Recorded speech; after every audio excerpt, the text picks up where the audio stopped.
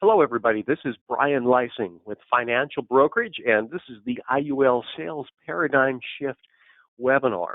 For those of you who are not familiar with financial brokerage, we are a national marketing organization working with agents and advisors from coast to coast in the areas of life insurance, annuities, long-term care, critical illness, Medicare supplements, and disability income insurance.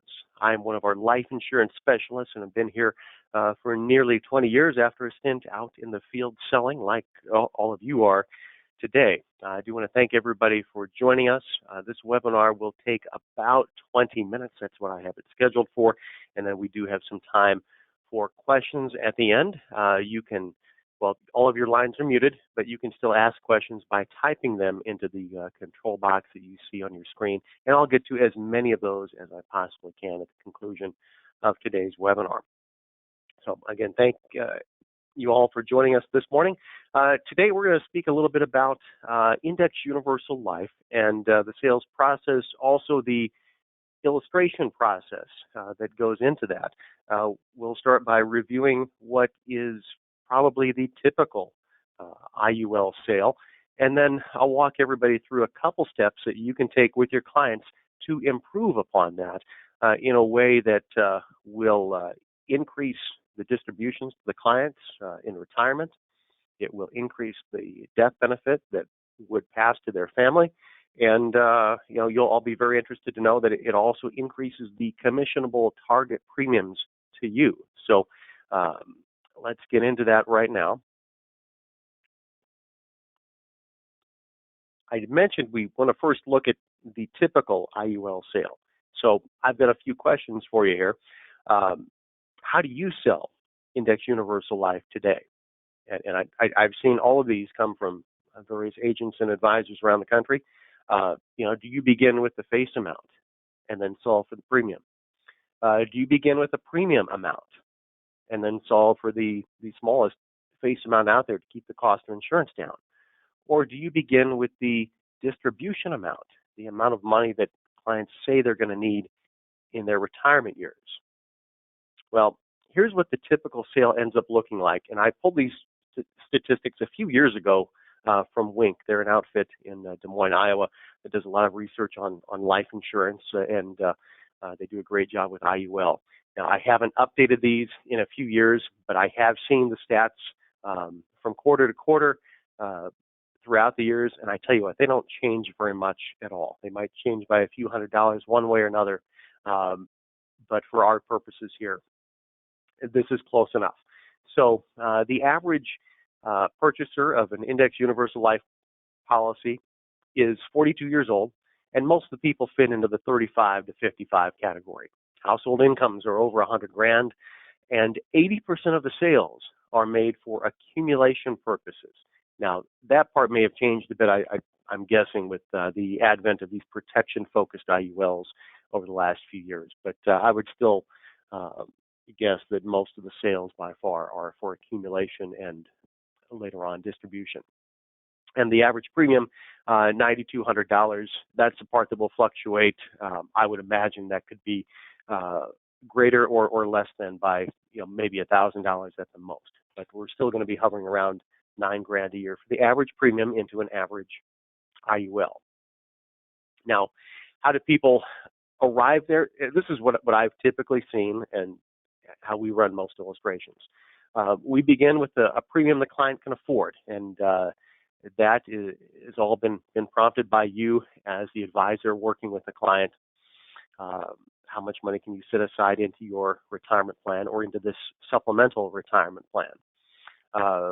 Once we get into the illustration software, we'll take that number and solve for the smallest death benefit that will support that premium without becoming a modified endowment contract. We don't want the loans or withdrawals to be taxable later on. Oftentimes, we'll start off with an increasing death benefit option while we're funding the contract, switch it to level during the distribution phase, or some companies now offer a return of premium option where you don't have to worry about making a switch at all. And that's our typical process, and that results in the typical average $9,200 a year premium. Now, that's the typical sale. I'm going to show you some reasons why I think that system is actually backwards. So if the goal is actually retirement income, that's what the client needs, some tax-free retirement income, why don't we begin by asking them, how much income will you need in retirement? I mean, that makes sense, right? That's what a retirement planner would do, what a financial planner would do. So here's some steps that I think you could take to improve upon your typical IUL sales. Treat it as a retirement planner would. Review the client's current income levels. Figure out how much of that, what percentage they're going to need in retirement. Right, so now we know how much. Where's the money going to come from? Well, you have to review the potential sources of income. Do they have a pension plan that they'll be receiving? Do they have a defined contribution plan, such as a 401k, maybe a 403b? How much money do we think that's going to generate? It's easy to check with the Social Security Administration online and figure out how much income a client will have depending on what age they file for Social Security benefits. Maybe they have other funds that they could tap into. So we can then use one of many online calculators to figure out how much income the client's actually going to have based on those existing sources.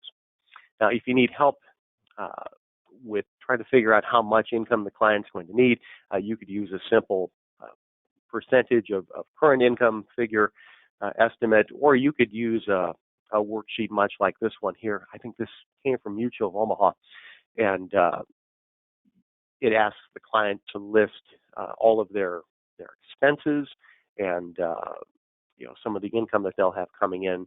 You could easily create your own sheet for those purposes as well. But that's really the first step. We have to figure out how much income the client's going to need and what are the potential sources that they will receive that from. Now, once we've gone through those steps, all we have to do is look for a few yes answers with this listing of questions right here, and that will help us determine if an index universal life policy is appropriate for that client. You first want to see, is there an income gap? Are they doing fine with what they're doing right now, or are they going to need a little bit more money from somewhere? Is the client uncomfortable with their current market risk? Is everything in the market right now and exposed to tremendous losses through no fault of the clients at all? And what happens if the stock market takes a dive right when the client intends to retire? That can have tremendous negative consequences on their income throughout their retirement years. Market timing is big on the tail end. I hosted a webinar on that just a couple months ago. Is a client comfortable with their current tax exposure or not? I mean, what bracket are they in? Where do they see the tax brackets falling in the future? We know the current tax law is going to expire in 2026, and the brackets will move up again. That's known. With all of the recent rescue packages in the past year during the pandemic, we've added trillions of dollars to the national debt, so that's going to have to be accounted for at some point in time. A person would think. So maybe the client's uncomfortable thinking taxes will increase in the future. If they have any yes answers, Index Universal Life is very appropriate and could be a solution to help with their retirement plans. So here's what we need to do then if we get those yes answers. Instead of starting with the premium or even starting with the face amount, we want to start with the amount of income the client is going to need in retirement, and we're going to work backwards from that number. Now, on the next screen, I'm going to show you an example of an illustration where I did exactly that. This takes a little trial and error, so it's not a straightforward plug the numbers in and click calculate and you have an answer in 5 seconds. It's going to take you a little bit longer. But we start with the income amount we need. We have to estimate a premium. What do we think it's going to take to get there? And then we still do the solve for the minimum death benefit, maximum income, and see how close we come. It's a trial and error type of system. And here's an example that I ran This is actually a couple of years ago on a 42-year-old, and this is going to be our example throughout the rest of the webinar. And in this case, our client's income need in retirement was $100,000 a year. And you can see in the distribution column, we're just over that, so it's tough to get that exactly on the nose, but I got as close as I could. And that required a premium, in this case, of $1,200 a month. So we got the client what they needed. How does that compare with the typical sale? This is the average IUL sale that I displayed at the beginning of the webinar. Well, that typical sale, the $9,200 a year, works out to be $770 a month. So now with our planning-based sale, where we started with the amount of income the client said they needed, $100,000, right? We now have a much higher premium. In fact, it's a 56% increase going into the IUL.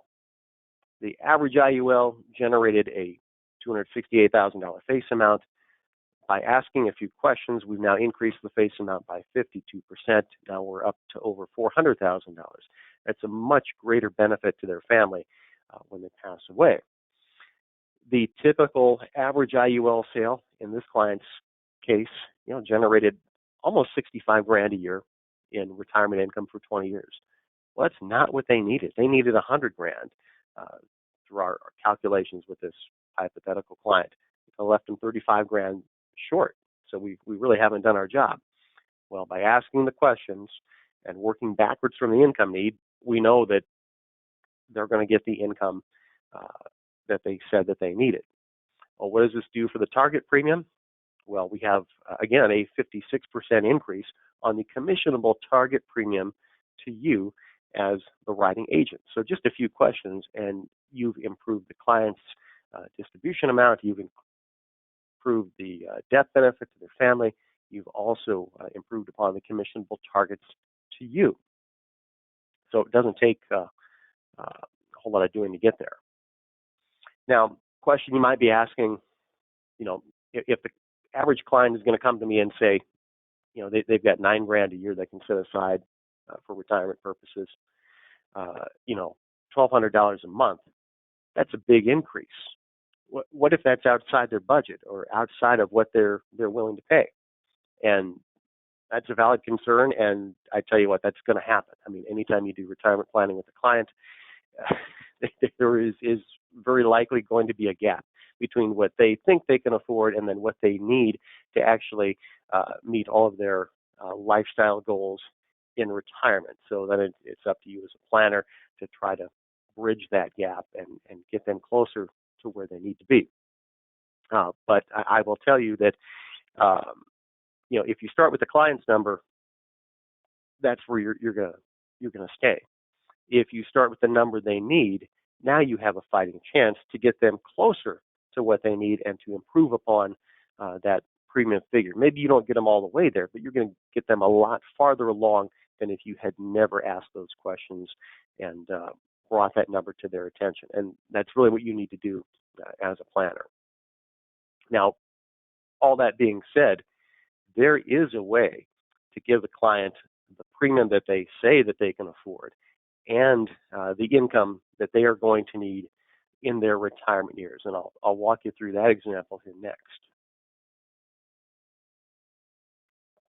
So to get there, we're still, in this case, we're going to begin with the client's premium, which, if I remember right, was $770 a month. We'll probably see that on the next slide for sure. But then what we're going to do is schedule premium increases each and every year. Now, there's a couple of our IUL companies here at Financial Brokerage that account for that within their software. You can increase the premium by a specific dollar amount every year, or what I like to do is increase it by a percentage and let the computer figure it out from there. Now, we're still going to use trial and error to arrive at the client's desired retirement income level. But now we can tweak the amount of the increase. We can tweak the beginning premium if we need to a little bit. But this is going to make everything a lot easier to swallow for the client. So here's a picture of an illustration that I ran doing exactly this. And in this case, we're starting out with the client's premium they said that they could afford, $770 a month, and that's our average. Works out to be, in this case, what, $9,240 a year. But I dialed in 5% increases to that premium each and every year. It's a way to get the client there. Maybe they can afford it, maybe they can't. They probably can't, right? If it's just 5% per year. If we look at the next page of the illustration, you'll be able to see at the bottom in the distribution column that now we're just over $100,000 a year in income going to the client. Now, the client is going to have to realize that that premium is going to be increasing each and every year. But hopefully, as their income increases, they're able to handle that. But this is one way that you can accommodate what the client says they want and then also what they need in retirement. So let's take a look at two of these methods side by side. So on the left-hand column, I have what was our original planning sale, where we asked the questions and determined the amount the client needs in retirement. That generated a $1,200 a month premium. Client said, that's a little too rich for me right now.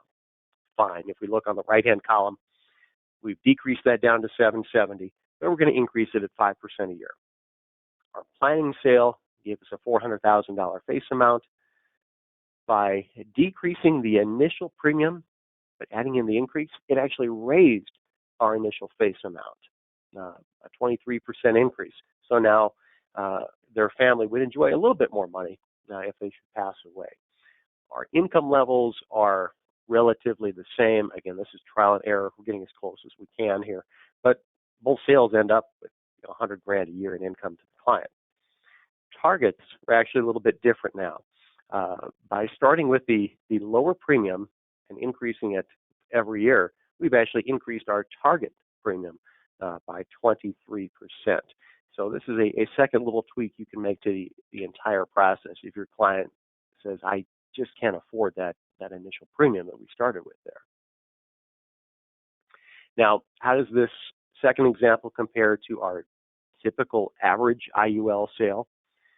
Well, in this case, our premiums are exactly the same. That's what the client said they were comfortable with. Our face amount has almost doubled compared to the average IUL sale. Now we're up to this $500,000. We were closer to $250,000. The income has increased by the $35,000 to a point now where the client is going to receive exactly what they think they're going to need. And the commissionable target to you has had a tremendous increase. Again, that has almost doubled. So you're getting paid a lot more money for the work that you've put into this. All right, so to recap these steps here, what have we really done for the client by going through these steps? Well, we've solved their retirement income problem because the premium they said they were comfortable with wasn't going to get them where they needed to be. But we haven't increased the initial amount of money coming out of the client's pocket. They're comfortable with a 5% increase each and every year, and we started them off at a place where they're happy. And by doing all that, we've almost doubled your paycheck.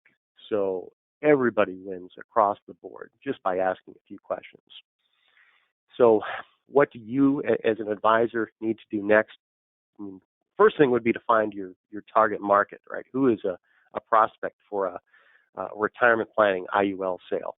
And again, these numbers are a few years old, but I would guess they haven't changed much at all in the past 4 or 5 years. Most IUL purchasers are between ages 35 and 55, average age of 42. Household income over $100,000, and most of these sales are done for accumulation purposes. To drill down a little bit closer, people who are great candidates for IULs would be people who make too much money to place any of their funds into a Roth IRA. I've gotten calls in the past several weeks regarding clients who are maxing out their 401ks at their employer. And they have extra money they'd like to set aside for retirement. Where could they put it? Well, here's a great solution for them. I've also had some calls recently regarding business owners that they're not happy with the contribution limits on the retirement plans currently available to them as a business owner. So this is a place where they can put their personal money, their after-tax dollars, with almost no limits on how much they can contribute. And another market would be companies that are paying bonuses to key executives. Why not tie in an IUL to that plan as well? If we want to get a little more specific and at the same time broaden our markets here, we've primarily been speaking about this first group, the young professionals, usually higher income, younger market, and they want to save for retirement, but also protect their family. Another great market to consider would be what I would call pre-retirees. These are people that are they're not retired yet, but it's getting closer for them. They're 5 to 10 years out, and they might even have some money already set aside for retirement. And depending on their age, you might be able to start moving some of those dollars into a source like IUL. And then, of course, current retirees would be another target market with these folks. If they do have some qualified money, it might make sense for them to start paying the taxes on as much of that as possible, as quickly as possible, before tax rates likely go up down the road. So those are the people that you should be getting in front of. How are you going to find them? Well, I would first and foremost begin with your existing client database.